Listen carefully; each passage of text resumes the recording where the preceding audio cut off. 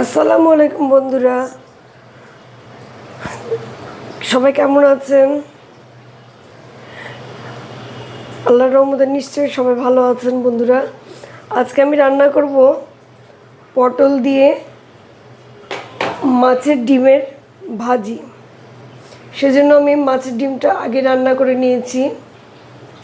পটল এখন আসেন বন্ধুরা, আমরা রান্না শুরু করি। প্রথমে আমি চুলোয় একটা প্যান বসিয়ে দিয়ে দিচ্ছি পরিমাণ মতো তেল। তেলটা গরম হয়ে গেছে আমার। এখন আমি দিয়ে দিব পেঁয়াজ কুচি,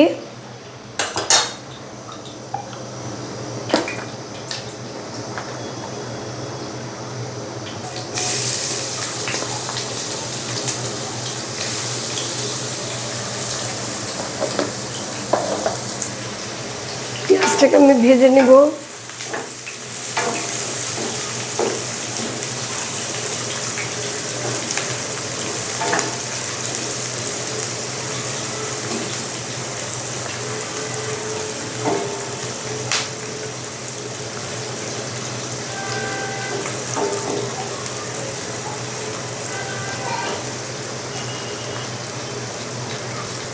বন্ধুরা, পেঁয়াজ ভাজতে ভাজতে এখন আমি দিয়ে দিচ্ছি কয়েকটা কাঁচামরিচ কেটে নিয়েছি।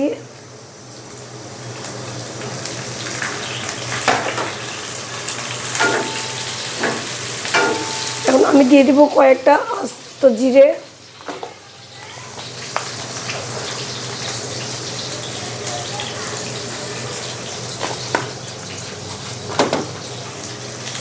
এখন এটাকে আমি ভালো করে ভেজে নেব। বন্ধুরা দেখেন,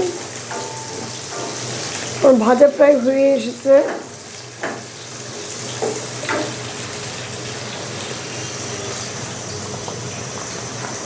আমি দিয়ে দিব হলুদের গুঁড়ো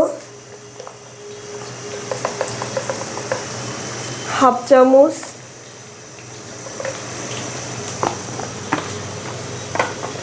লবণ পরিমাণ মতো, যেহেতু মাছের ডিমে দেওয়া আছে সেজন্য আমি অল্পই লবণ দিব। এখন এটাকে আমি ভালো করে ভেজে নেব আর একটু হলুদের গন্ধটা যাওয়ার জন্য।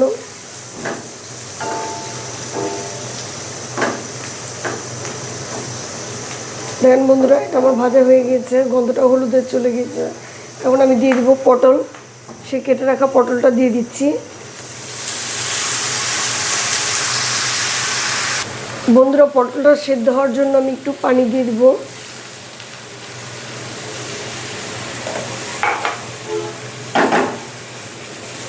নাড়া দিয়ে ঢেকে রেখে দেব পটলটা সেদ্ধ হওয়ার জন্য।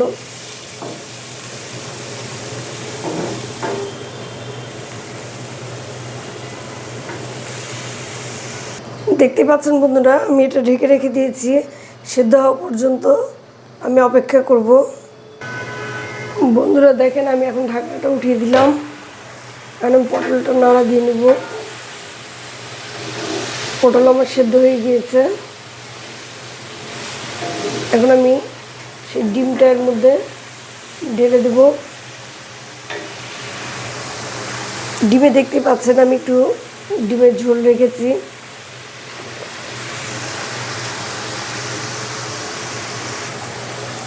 বন্ধুরা, ডিমটা দেওয়ার পরে আমি এখন এটাকে ভালো করে মিশিয়ে নেব। চুলার জালটা একটু বাড়াই দিলাম।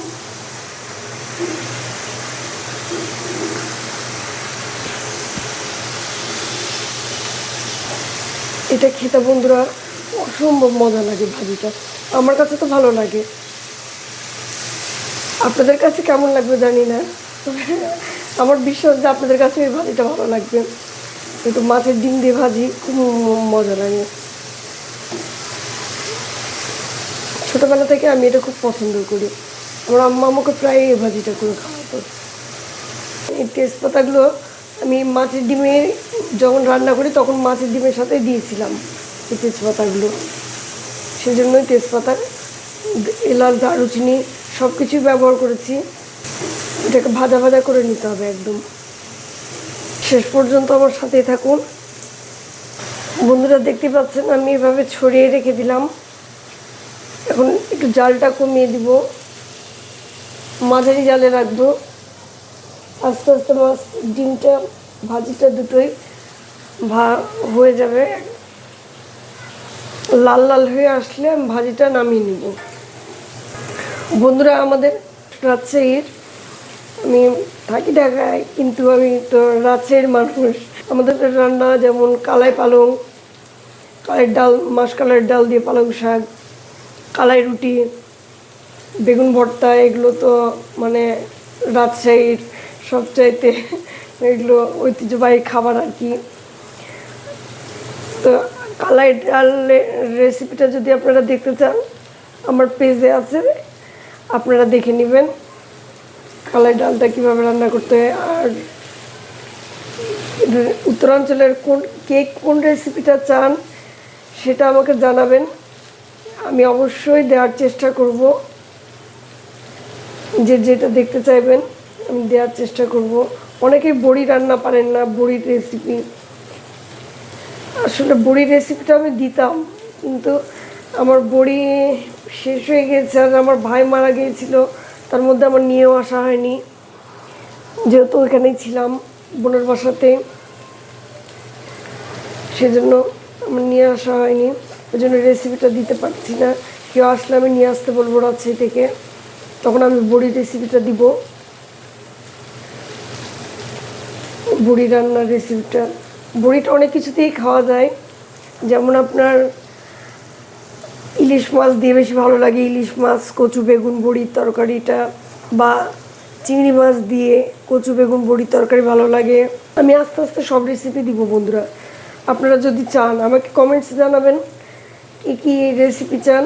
কালাই রুটির রেসিপিটাও কিন্তু আমি দিয়েছি, আমার পেজে দেওয়া আছে, আপনারা দেখে নিতে পারেন কিভাবে কালাই রুটি বানাই, মাসকলাই রুটি। তবে চাটনির রেসিপিটা দেওয়া নাই, চাটনিটা আমি দিব, ওটাও রেসিপিটাও দিব, যদি আপনারা চান তবেই দিব। তবে দেখেন তো বন্ধুরা, আমি দেখি অনেকেই দেখেন কিন্তু কমেন্টস করেন না, লাইক দেন না, এটা আমার খুব খারাপ লাগে বন্ধুরা, কষ্ট পাই আমি। দেখছি ঠিকই ভিডিও, কিন্তু লাইক দেয় না, তখন খুব কষ্ট লাগে মনটাকে। কমেন্টস না করলে একটা লাইক দিয়ে না অবশ্যই।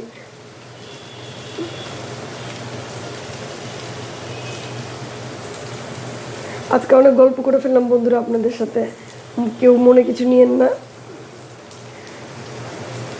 আসলে মনটা ভালো ছিল না তো সকাল থেকে, সেই জন্য গল্প করছি আপনাদের সাথে।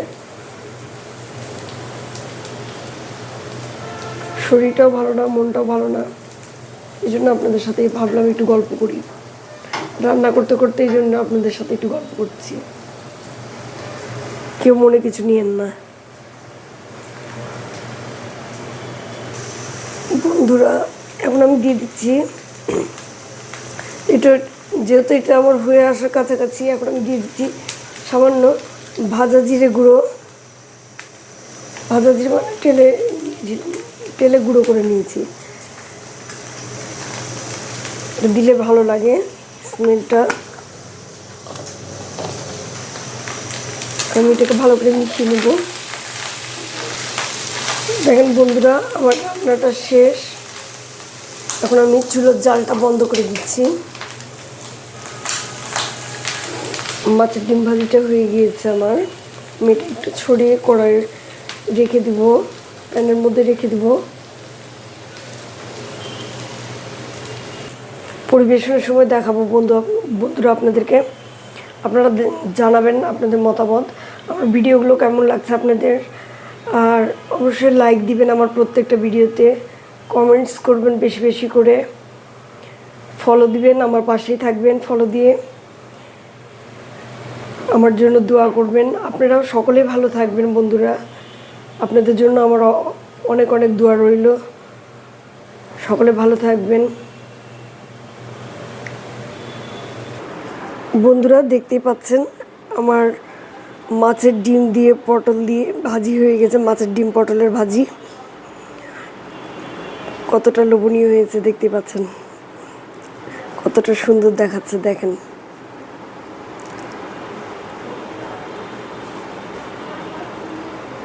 এই ভাজিটা খেতে অনেক দারুণ বন্ধুরা, একবার হলেও বাসাতে ট্রাই করবেন। আর সবসময় আমাকে সাপোর্ট করবেন, দেখতেই পাচ্ছেন আমাকে সাপোর্ট করবেন, আমার প্রত্যেকটা ভিডিওতে আমার সাথে থাকবেন, আমার জন্য দোয়া করবেন। আপনারা ভালো থাকবেন, দোয়া করি অনেক অনেক। আজ এই পর্যন্তই। আসসালামু আলাইকুম।